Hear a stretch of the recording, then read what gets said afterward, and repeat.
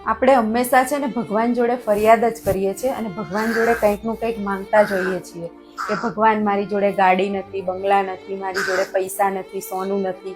પણ આપણે ભગવાનનો આભાર માનવો જોઈએ, કેમ કે ભગવાનને સૌથી સારી મિલકત એટલે સૌથી સારું જો હોય મોંઘી વસ્તુ અમૂલ્ય તો એ છે આપણા માટે આપણું શરીર.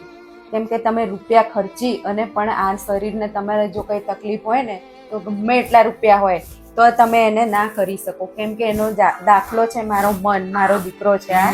એને જો એની જોડે ચાલવું છે પણ એની પાસે પગ નથી, એને બોલવું છે પણ એની પાસે જીભ નથી, એને ભગવાને તકલીફ આપી છે. એટલે આપણે તો આભાર માનવો જોઈએ કે આપણી પાસે આ બધી જ વસ્તુ છે.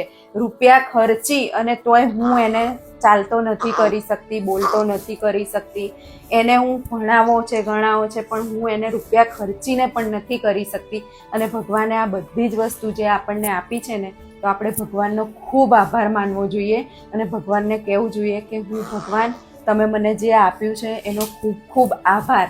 કેમ કે આપણે ખાલી ફરિયાદ જ નહીં, જે આપ્યું છે ને એનું પણ આપણે ભગવાનને આભાર માનવો જોઈએ.